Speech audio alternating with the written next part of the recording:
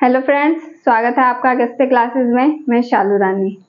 हमने गति के नियम कर लिए थे। अब हम उसके ऊपर कुछ क्वेश्चन देखते हैं कि इसमें से किस तरह के क्वेश्चन आते हैं। ये कुछ क्वेश्चन लिखे हुए हैं, इनको कर लेते हैं तो इनसे समझ में आ जाएगा कि किस तरह के क्वेश्चन आते हैं उसमें से।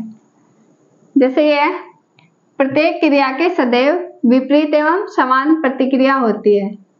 ये गति का नियम था। कौन सा नियम था ये? प्रत्येक क्रिया के सदैव विपरीत और समान प्रतिक्रिया होती है। प्रतिक्रिया होती है विपरीत दिशा में, पर वो समान होती है, क्रिया के बिल्कुल समान। तो ये कौन सा नियम था? तृतीय नियम, गति का तृतीय या थर्ड नियम।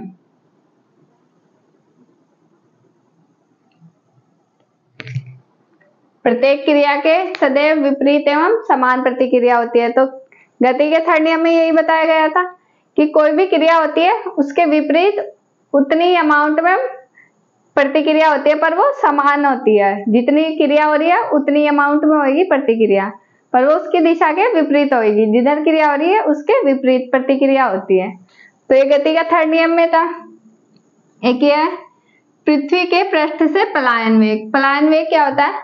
यदि हमें कोई वस्तु अंतरिक्ष में भेजनी है तो हम उसे किस वेग से भेजें कि वो अंतरिक्ष में चली जाए। क्यों? इसका एक वेग फिक्स रहता है कि इतने वेग से तो भेजनी है, उससे ज्यादा भी हो सकता है। तो ये कितना होगा? 11.2 किलोमीटर पर सेकंड। जैसे अभी चंद्रयान थर्ड लॉन्च करा था तो उसकी भी जो स्पीड थी वो इससे ज्यादा होगी, इससे कम नहीं हो सकती। अगर उसे अंतरिक्ष में भेजना है तो स्पीड इससे ज्यादा ही होगी, इससे कम नहीं होने की। ऐसे जो रॉकेट बहुत सारे लॉन्च होते हैं वो सब इसी स्पीड से भेजे जाते हैं या इससे ज्यादा स्पीड से। अगर इससे कम स्पीड से भेजेंगे तो वो नहीं जाएंगे अंतरिक्ष में। तो ये एक पलायन वेग, मतलब किसी भी चीज को अंतरिक्ष में भेजने के लिए कितना वेग होना चाहिए? 11.2 किलोमीटर पर सेकेंड। थर्ड क्वेश्चन है इसमें, यदि विस्थापन का मान तय की गई दूरी के समान है तो गति कैसी होगी? यदि विस्थापन का मान तय की गई दूरी के समान है तो किस प्रकार की गति होगी वो? जैसे इसके एग्जाम्पल मैंने पहले समझाए थे। वो विस्थापन में ये स्क्वायर है, अगर ये विस्थापन है और कोई भी वस्तु इधर से चल के इधर आई है तो ये दूरी है, तय की गई दूरी, और ये विस्थापन है। ये अलग अलग है, पर अगर ये समान हो, मान लो एक वस्तु यहाँ से सीधी यहाँ पे चली गई तो यहाँ पे दूरी भी समान है और विस्थापन भी समान है। तो इस प्रकार की गति कैसी होगी? सीधी है ये तो इसको रेखीय गति बोलते हैं, सीधी गति को रेखीय गति। लेकिन यहाँ पे विस्थापन और दूरी अलग अलग है, तो विस्थापन और दूरी तभी समान होंगे जब गति रेखीय होगी, एक ही लाइन में बिल्कुल सीधी गति होगी, तो वो विस्थापन और दूरी समान हो जाएंगे उसमें। तो इस क्वेश्चन में यही पूछ रहा है, यदि विस्थापन का मान तय की गई दूरी के समान है तो गति किस प्रकार की होगी? रेखीय गति।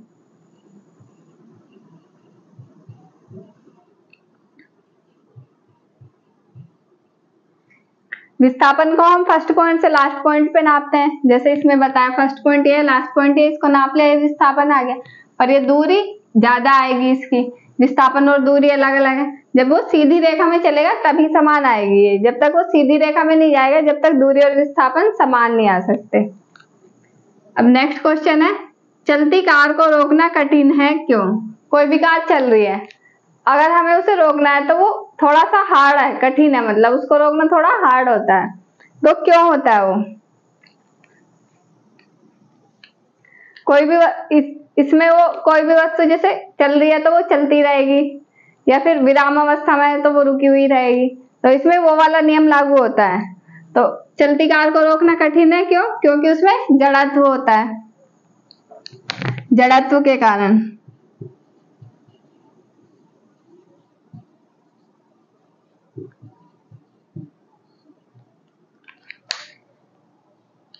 जड़त्व के कारण किसी भी चलती हुई कार को रोकना कठिन है। उसको रोकने के लिए ज्यादा पावर की आवश्यकता होगी। नेक्स्ट है, दो ट्रेन प्रत्येक 50 मीटर लंबी है। दो ट्रेन है वो दोनों 50 मीटर लंबी है। इधर जैसे एक ट्रेन ये है और एक ट्रेन ये है, इधर इनको आमने सामने ना बना के दूसरी पटरी पे बनाते हैं क्योंकि इनकी टक्कर लग जाएगी। एक ट्रेन ये है, एक यहाँ पे दूसरी पटरी पे है, ये एक ही है।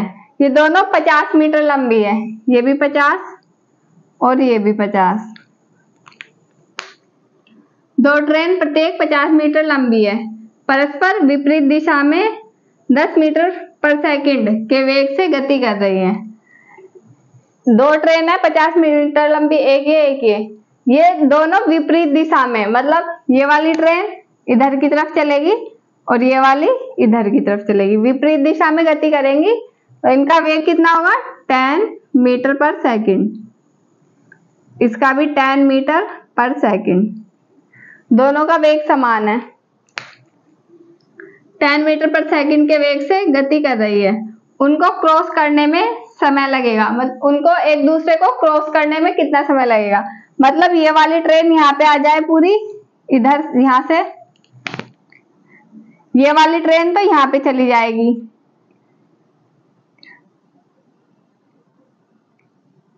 ये यहाँ पे आ गई, और जो ये वाली ट्रेन है ये इधर आगे इधर की तरफ चली जाएगी। तो इन दोनों ने एक दूसरे को क्रॉस कर दिया। ये वाली ट्रेन इधर गई, यहाँ पे आ गई, और ये वाली ट्रेन इधर आई, ये यहाँ पे आ गई। इन दोनों ने एक दूसरे को क्रॉस कर दिया। तो इसमें यही पूछ रहा है, उनको क्रॉस करने में समय लगेगा, कितना टाइम लगेगा एक दूसरे को क्रॉस करने में। तो इसको निकालते हैं।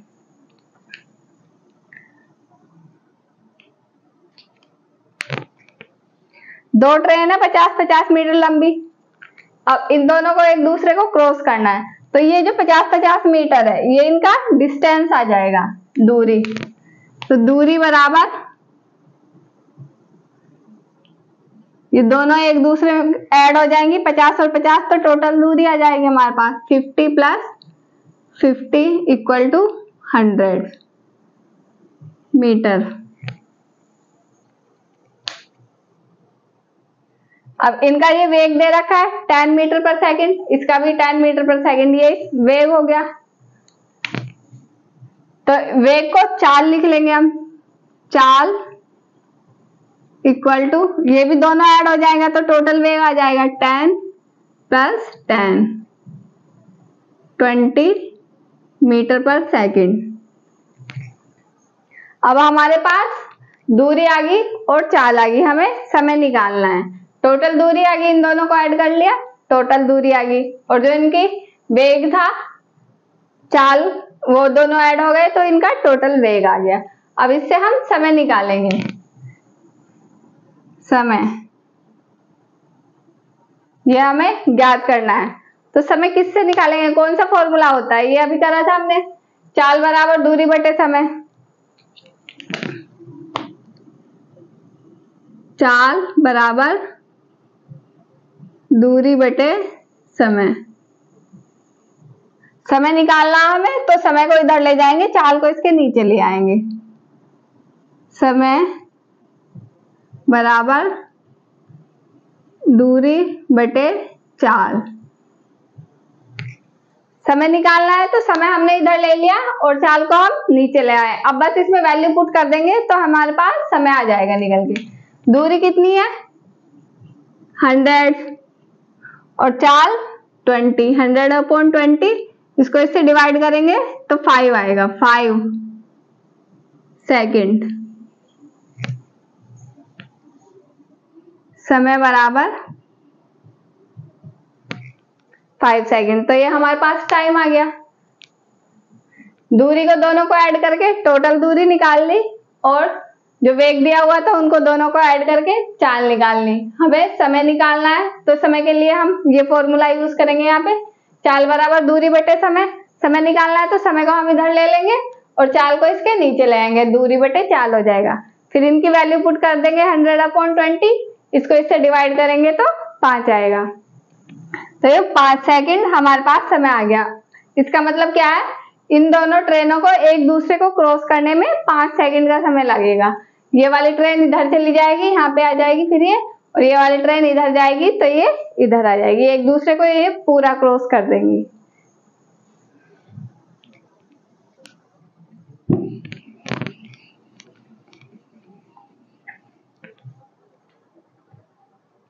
अब इसको देखते हैं। एक लिफ्ट का द्रव्यमान 100 kg है, एक लिफ्ट है उसका द्रव्यमान दे रखा है 100 kg। यदि वह स्वतंत्रता पूर्वक नीचे की ओर गिर रही है, मतलब जैसे कई बार लिफ्ट टूट जाती है तो वो एकदम से झटके से नीचे आती है बहुत तेज, स्वतंत्रता पूर्वक, वो किसी चीज से बंधी नहीं रहती, फिर तो वो नीचे गिरती है स्वतंत्रता पूर्वक। तो उसमें खड़े 100 kg के व्यक्ति का भार और बल ज्ञात करो। उसमें एक 100 kg का व्यक्ति खड़ा है तो उसका हमें भार निकालना है और बल निकालना है। तो बल का फॉर्मूला क्या होता है हमारे पास, F = ma, ये होता है, इससे हम बल निकाल लेंगे। इसके लिए हमें द्रव्यमान चाहिए और त्वरण। यहाँ पे क्योंकि ये वस्तु स्वतंत्रता पूर्वक नीचे गिर रही है तो यहाँ त्वरण की जगह हम गुरुत्वाकर्षण बल लेंगे, क्योंकि लिफ्ट स्वतंत्रता पूर्वक गिर रही है।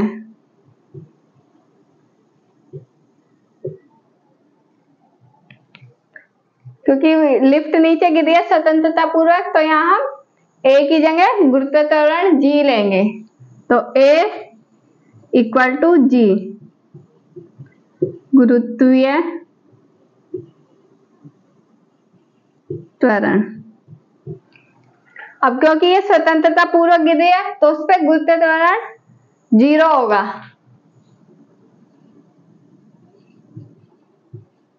स्वतंत्रता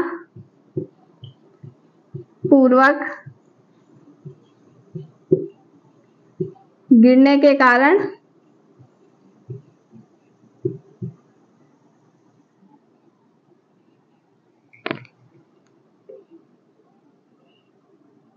G = 0।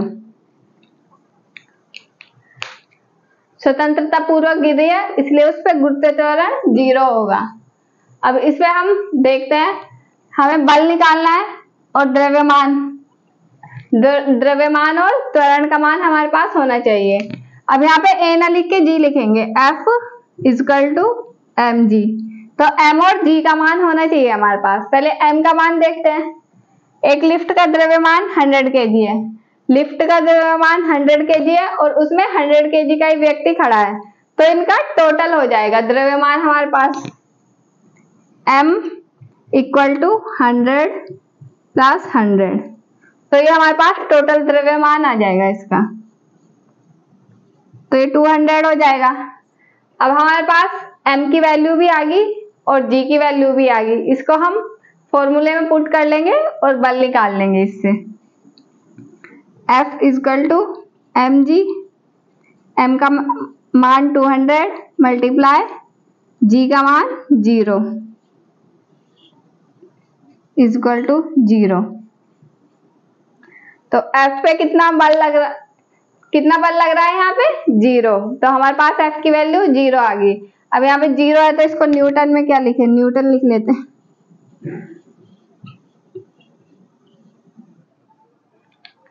तो यहाँ F की वैल्यू हमारे पास 0 आ गई। तो ये कुछ क्वेश्चन थे जो आज मैंने कराए। इस तरह के क्वेश्चन आते हैं गति के नियम से, और ये देखिए गति विस्थापन करवाया था, इसमें चलती कार को रोकने के लिए जड़त्व ये भी करवाया था। तो ये सब मैंने करवाए हुए हैं, उसमें से ये क्वेश्चन कराए थे आज के। इस तरह के क्वेश्चन आते हैं जिससे कि पता चल जाएगी किस तरह के क्वेश्चन आते हैं। आज की क्लास में इतना ही था। क्लास अच्छी लगी हो तो शेयर करें, लाइक करें, कमेंट करें और चैनल को सब्सक्राइब करें। Thank you.